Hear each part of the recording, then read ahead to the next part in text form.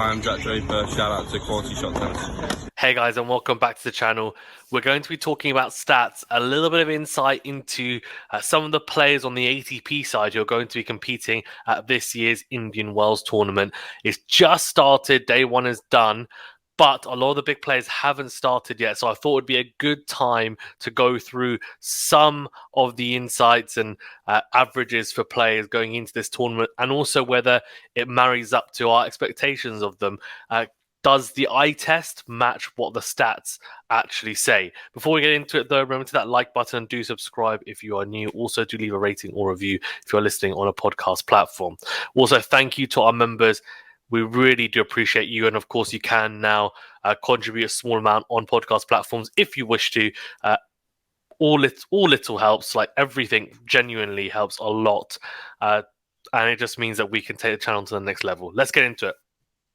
So, you can see here, this is from Insights, which is Tennis Insights on Instagram. Do check them out. They've got their own website as well, where they put together and compile some really interesting stats that I've been utilizing as part of my analysis on tennis matches now recently as well, and previews. So I think it's a really interesting now metric to use, and it's probably doesn't always tell the whole story, but it gives you, ironically, and no pun intended, a decent insight into how the players are performing, especially over the course of a week. So these ones, though, are the 52-week averages. So that's over a year. So over the past year, how have people performed? So let's get into the backhand to forehand quality. So you can see on the y-axis, the backhand quality, forehand quality along the bottom on the x-axis. So does this match up? Well, let's see. So Ruud actually tops the forehand quality rankings at 8.5. Now, that's not a huge surprise. We know he's got a fantastic forehand. You might think that Tsitsipas, maybe someone like a Felix or Rublev might be close to him. Tsitsipas is the next best at 8.3. Rublev is actually only at an 8.1, between 8.1 and 8.2. Which is interesting. And Alcaraz, who I also would have thought forehand-wise would be very much near the top, is actually below Rublev, Lehechka, Tsitsipas, Felix, and just behind Fritz as well. And in fact, he's also just behind Medvedev, which, again, very interesting to understand and think about. So he's at just an 8.1 or a bit lower. Sinner at an 8, Zverev's at a 7. Sorry, Zverev's at an 8 as well, 8.1, similar to Alcaraz. Medvedev, interestingly, is in front of Zverev, Alcaraz, and Fritz when it comes to forehand quality, which you wouldn't expect, in front of Felix as well. Norrie's at 7.8, Diminer and Gryksport 7.7, and Rune and Murray right at the back end at 7.6. Now, the tour average is 7. Not a massive surprise that Murray is at, towards the lower end at 7.6, and same with Diminer and even Rune. Rune's got a fantastic backhand, but his forehand still needs a little bit of work, I think, in terms of potency.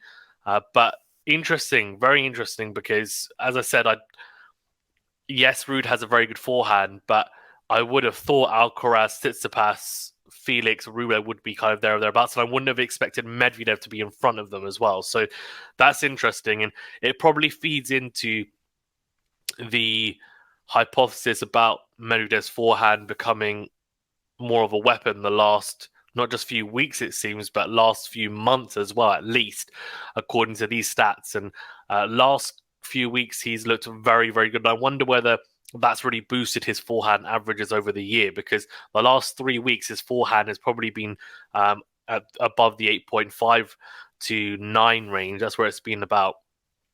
And that has definitely been a big improvement, in my opinion. And it looks like he's taking more risks on the forehand. And also, he's taking more risks, but they're more controlled risks. And he's just willing to hit through the court more on it as well and try and dictate with it.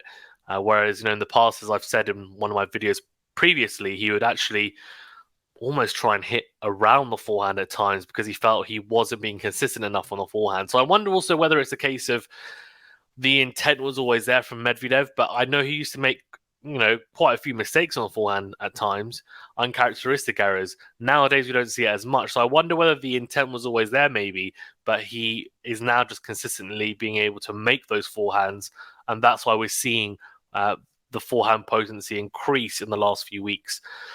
For Casper Ruud, I mean, that's a good sign going into Indian Wells. And it is, of course, a slightly slower surface for a hard court. So he'll be trying to utilize that forehand and get his revs per minute or rotations per minute up on that forehand and really rip it with a lot of topspin. Same with Tsitsipas as well. They'll both be trying to find angles. Of course, both very good on the clay as well. Similarly, I think it'll be interesting to see Taylor Fritz as the defending champion and see how he fares as well. And Nori also won it the year before. So let's talk about backhand potency. So Grykspor is actually towards the bottom end when it comes to forehand quality, and he's only at a 6.7 when it comes to backhand quality. Now, that's not great. So something to bear in mind. One thing that really does get him out of trouble, and I guess we'll see it, is I think with serve and return stats. We'll talk about that in a bit when we get to it. So Felix also near the bottom, just below 7.2. Interestingly, Murray's only at 7.2 for backhand quality. Now, in my opinion, Murray's got one of the best two-handed backhands I've ever seen. Now, of course, we're not talking about prime Murray. This is over the past year. I would imagine his backhand quality in the last few weeks has been more towards the 8 mark. But maybe the fact that he didn't have particularly great results in the last, before the last few weeks, the rest of that year we're talking about, probably wasn't playing particularly good tennis. In comparison, very defensive tennis as well. I think he's tried to open up a bit more and be more proactive. So I'm wondering whether that could be a reason, which would make a lot of sense, to be honest. So maybe that's why. But surprising nonetheless. Felix, is got the second lowest backhand average at like 7.1. That's not surprising. I mean, his backhand has improved, but it still needs a lot of work. Nori as well, the flat backhand, but maybe not as potent. Same with Dimoneur, Rublev, Lehechka, kind of in and around the 7.2, 7.3 mark. Tsitsipas is actually just below 7.4, which isn't too bad. Rune is at 7.4 as well. Now, that's interesting. That's very interesting because I would say Rune's backhand, considering he was able to stick with Djokovic at the Paris Masters final in the backhand-to-backhand exchanges, I would say his backhand was really up there. But this is really about consistency on quality of backhands and forehands, not necessarily how good their forehand or backhand can be on their day when they're playing their best tennis. This is, okay, how well are they able to execute their forehand and backhand in terms of quality over a long period of time? And Rune is still very young, so I wonder whether that needs to be factored in, but it's interesting to see that as well. Fritz is at a 7.5 on the backhand. And interestingly, Casper Ruud is actually at a 7.5 as well. So he's towards the top end. So his forehand and backhand quality, and that's a massive improvement. You'd have to imagine his backhand, if we think about Ruud against Nadal last year at Roland Garros in the final, his backhand was massively exposed in that final. He has made big improvements to it, no doubt, since then. The US Open final against Alcaraz was a great example where, yes, you would still say it needs a little bit of work, but he was able to hit, say, return winners off that backhand side. Now, that is a massive improvement from what we saw earlier in 2022. And now going into 2023, he should be improving a little bit more on that side as well. So that's good to see. Slice is not bad as well. Alcaraz is at a 7.6. Sinner just slightly above him, around a 7.7. Interesting.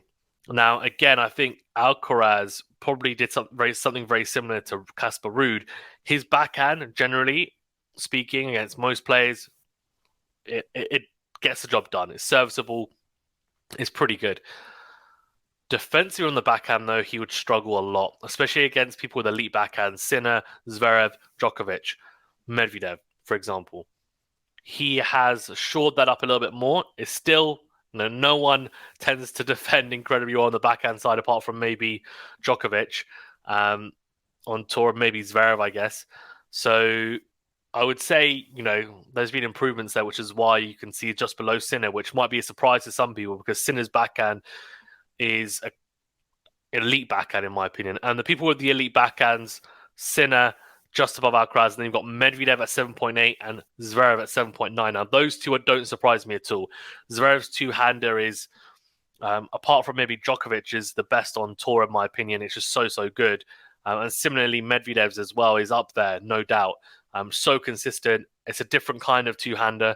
Hits it very flat, not a lot of topspin, and tries to kind of skid through the court, but just as effective. So those are the backhand and forehand insights. Let's have a look at some of the others. So we've got here return quality and serve quality. So the person who actually tops the serve quality is Felix Auger-Aliassime, which could be a surprise to some, but given how well he served in the back end of 2022, that's not a massive surprise in my opinion. I think that's pretty. That kind of makes sense because especially in the indoor swing at the back end of last year, he was serving incredibly well. So no real surprises there in my opinion. Tsitsipas just behind him, again, not a surprise. And Fritz, so Felix at 8.4, Tsitsipas at 8.2, Fritz at 8. Between 8.1 and 8.2, Zverev at 8.1, Medvedev at 8, or just above 8, and Ruud slightly behind on 8, same with Greixspor as well. Both very good. The tour average is 7.5 for serve quality. Rublev at 7.9, Lehechka 7.8. Bringing up the wrist, so everyone is above the tour average. So Alcaraz is only just in front of the tour average at 7.5, just above 7.5. Sinner, Murray, Norrie, Rune, all between 7.6, 7.7, which isn't a massive surprise, I guess. Rune, Sinner, they're all those guys. Alcaraz, they're all younger, trying to improve their serves. Norrie's serve, probably not the most potent on tour, and backed up by these stats. Murray's, I think, his first serve is actually pretty good. The issue that he has is with the second serve. It can be an attackable serve, to say the least. But on his day, he can serve well, but this probably highlights the fact that he needs to maybe work a bit harder on his service points at times, no doubt. And then actually, De Minaur is the only player below the tour average. He's at a 6. Sorry, he's at a 7.3, which is 0.2 below the tour average, which is not great. So he'll be disappointed by that, I think. So on return quality, now this is really interesting because Holger Rune is only at the tour average, which is 6.5. So he's very low. I would have thought that he would be higher than that, but he's actually bringing up the rear there. He's right at the bottom of those stats. Greixspor is pretty low as well, 6.7. Lehechka and Tsitsipas at around 6.8. No surprises there. Tsitsipas's return is still a work in progress. He's still trying to improve it. Rublev's at 6.9. Felix at nearly a 7, which you'd think it might be a bit higher. De Minaur also at 6.9 as well. The people that are really impressive, so we're thinking return quality probably. So Norrie is at 7.1, Murray's at almost a 7.2, Alcaraz is at a 7.2, which is not a surprise. He's got a very good return. Ruud 7.1, Zverev and Fritz at 7.2, both very good returners generally. Fritz actually arguably at 8.1 and 8.1 serve quality and 7.2 return quality near the top there, which is very impressive. But the person who's really at the top, we'll talk about in a second, Sinner at a 7.6 serve quality is at a 7.6 return quality as well. So very, very similar on that, but would want to kind of push a little bit to the right side and improve that serve at least. He's second highest when it comes to return quality. Murray at 7.2, as I said before, one of the best returners probably we've ever seen, but as he's getting on a bit as well, probably won't be towards the top end. And Medvedev tops the stats at 7.7, which is really, really, really, really, really impressive, to say the least. And he's at an 8 on serve and then a 7.7 on return. So he, in my opinion, from what I can see, if I do my maths correctly, yeah, he is. He is the... he has the best overall numbers for serve and return quality, which is very, very, very impressive. So talk about conversion and steal. So quickly wrap up on this. So conversion is when you're attacking in a point and then you manage to convert that point and win it. Steal score is when you're on the defensive and then you manage to win it in the end. So the people that are winning the steal, that are topping the steal score stats, Alcaraz at 40%, incredibly impressive. The tour average is 32%. And Tsitsipas, Zverev, Felix just in front of that percentage. Rune at 34%. Who else is impressive? Nori's actually second highest at 38%. Dimona and Medvedev at 37%, not surprising. Sinner at 36%. Tsitsipas, Zverev, and Rune, as I said, just in front. The people below that, which might be surprising to some, is Murray and Fritz, Lehechka, Grykspor, Rublev. That's very surprising. So those are people that aren't able to, or are below anyway, the tour average when it comes to being on the defensive and still losing the point. Now, Murray, counterpuncher. Fritz, also arguably a counterpuncher. You'd expect them maybe to be above the tour average. Rublev, no surprises there. He's a very attacking player. And that's why he tops the conversion score, which is, of course, when you're in attack and win the point. Rublev and Tsitsipas, arguably the two most attacking players on this list. You would say love to run around the backhand, hit into out forehands, and massive 1+ plays on the serve. They're at 71%, which is really impressive. Ironically, Zverev and Rune are at 70%, which I would think Zverev might be a bit lower, but he's actually joined second with Rune, who's can be quite attacking as well. Grykspor, Medvedev, and Alcaraz at 69%. The tour average is just above 68%. Felix is the one that's on tour average. Below that, we've got Lehechka, Ruud, Norrie, Fritz, Murray, Sinner, Demona. Fritz and Demona, both below the tour average for steal score and conversion score. Same with same with Lehechka as well. Those three players are something to bear in mind, because that means they're not doing something right. Because if you're in front of a point and you're still not managing to win it, and similarly if you're defensively not able to win it, then how are they winning those rallies, those baseline exchanges? But anyway, so conversion score, Ruud and Norrie as well at just below the tour average, and Sinner and Dimmer really low at 67%. So interesting. They bring up the rears. But let me know your thoughts on these stats. Are you surprised? What are you surprised about? What are you not surprised about? Do you agree with it in comparison to your eye test as well? Let me know your thoughts. Thank you very much, guys. Stay safe and well. We'll see you in the next video.